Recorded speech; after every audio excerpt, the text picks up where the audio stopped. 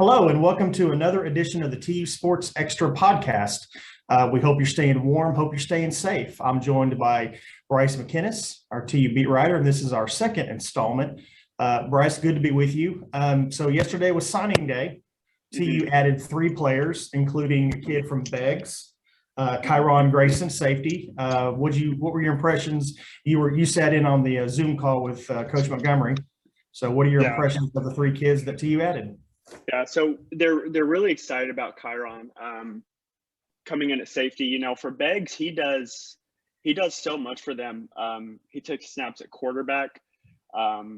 He split out to the Z and the X receiver and played outside. He was really able to kind of stretch the field in that regard, and then was really great for them on special teams as well. I went back and looked at a little bit of his film from his junior season. One thing I noticed is that he's a really instinctive player, kind of in all aspects of the game. So one thing that I saw was, I believe it was against Chandler his junior year. I wasn't sure if it was a designed fake field goal attempt or PAT for two, or if it was a botched snap and hold.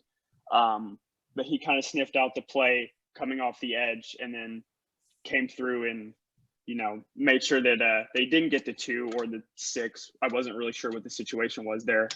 But then he also blocked some PATs that season for them. So I think that Tulsa's going to be able to use him on special teams a lot early in his career. And then I think that he's going to be able to transition into having a more inflated role defensively for them. What about the other two kids? So Vontre Malone out of south of the Houston area, and Connor Vaughn, a tight end prospect, big kid, 6'5". What do you think of those guys? So they talked about Vontre Malone a lot. Coach Montgomery said that he'd like to have him play the 5 or the 4-eye technique. So primarily what that means is, you know, with their defensive alignment in the 3-3-5, he's going to be playing the outside on either side in that alignment. He says that he's a big kid who really carries his weight well, moves well, can get leverage, and so they're really excited for him to be able to, they say he has a really high ceiling. And then with Connor Vaughn, he was super versatile, dynamic. I looked at his film a little bit. He could play the H, he could play the Y. Obviously, he could play tight end. He's really kind of their enforcer in terms of blocking at Marcus High School, which is in Flower Mound, part of the Louisville School District. So I think that, I think Montgomery and staff really kind of hit it out of the park. That brought their total signing class to 17 players. You saw they got some JUCO transfers. They got some bounce back guys from other Division I schools. So, you know, I think they did a really good job this signing cycle. Yeah. Let's turn to basketball for a second. So TU got their first conference win last Saturday against South Florida, and then they lost a midweek game at Wichita State. So what's kind of your update on what's going on at men's basketball? So in the Wichita State game, they didn't play poorly all 40 minutes by any stretch.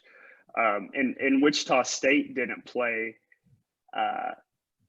great for a lot of that game either. I mean, you had a game that was tied, leads changed, multiple points during the game. Tulsa went into the half with a lead, actually. You just kind of saw a stretch during that late second period where Wichita State was kind of able to have their way.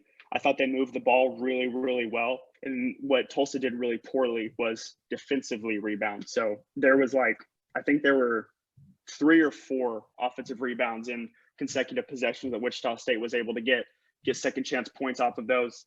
And then you saw they were tied at 37, and then less than 3 minutes later, it was 47-39. Wichita State had taken the lead. And there was one possession in that where you see they were rotating the ball and moving it so well, and Tulsa's zone was lagging behind. I mean, they were chasing the play. And then there was a point where it touched Wichita State's 4 guys' hands in 2 seconds. They get a 3 off of the right wing. And I think at that point they went up by 14. And, you know, after that, it's kind of that kind of did it for Tulsa. They were also 5 for 19 from the field during the second half, which was notably poor, especially for their standard. They gave up 17 turnovers in that game. Wichita State only gave up 10. They were 22% from three for the night. As you know, in the modern game, it's going to be really difficult for you to be successful shooting 22% for three. And then on a broader scale, going back to the rebounding, like right now, I talk a lot about how well Jeriah Horton rebounds, and he's among the leaderboards in almost every statistical category in the American Conference, but he didn't play his best game against Wichita State. And as a team, Tulsa right now is 10th in rebounds per game and is 10th in rebounding margin at minus 2.8. You can't be getting out rebounded by every team you play on a nightly basis and expect to win games in this conference. Given their struggles this year, Bryce, from what you've seen, what's the mood of the team? Does it seem like they're still fighting, or is the effort there? Is the want to there? Just kind of give me a sense of what's going on with the team in terms of effort. Yeah, well, Patrick, I think a week ago, I would have had more questions about them catching their stride, the question you just asked. But against South Florida, they had all of the confidence in the air in the gym that night. And then even against Wichita State, like they had stretches of play where they were playing confident. They were playing well offensively. Sam Griffin had a particularly strong night. I think he finished with 17. So I think this team has it. I think it's just a matter of execution. Like, I don't think that they've given up. I don't think that they've lost their fight, lost their battle during those stretches during the game. I think it's just a matter of execution. One thing that Frank Haith said after their win against USF is he felt like they were really starting to understand their defense conceptually better. You saw maybe they took a step back against Wichita State because, like I said, there was a lot of chasing. Like I said, I think this is a team that doesn't quite know how to play together yet.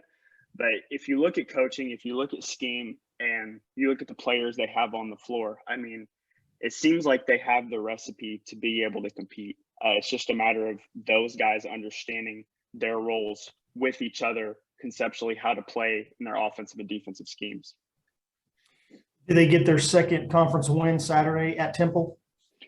Well, it's hard to say.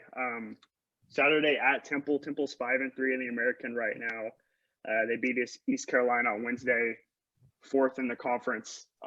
Tulsa played this team to 5 points at the Reynolds Center not even a month ago, January 12th. So you could take from that what you will. This is a Tulsa team that's played a lot of teams to 5 points, which I think is indicative of their ability to compete with the teams at the top of this conference. I think they have a solid opportunity to go steal one in Philadelphia this weekend. Let's talk a little bit about the TU women. What's going on with them? Well, the TU women, this team started out really strong under first-year coach Angie Nelp. They lost a kind of a tough heartbreaker at home to Houston last night. Maya Mayberry goes down and hits a great shot through contest. They end up going up by 1 with, I believe, 18 seconds left. And then, Houston goes down. They get a shot. I think Tulsa forced a tough shot. Kind of hits sharp off of the side of the backboard, but there was a Houston player there on the weak side to, get the putback, and Houston ends up winning by 1. And that's just a matter of discipline and situational awareness in the late game. You can't give up a weak side putback. I'm sure during the timeout that preceded that play, Angie was talking with her team about that exact thing happening. But when you're in the heat of the moment, you're trying to force a bad shot. It seemed like they forced the shot that they wanted and then gave up. And then it was really easy for that Houston player to come in on the weak side and get the putback. But this is a good team. This is a strong team. They've played well in the conference so far. I think I have faith in the remaining part of this conference schedule that they're going to continue to compete. All right, Bryce, appreciate the time. We'll check in again next week. And of course, you can download and subscribe to the TU Sports Extra podcast on Google, Apple, and Spotify. So we'll hope you'll check us out and hope you'll come back next week. Bryce, appreciate the time. Thanks, Patrick.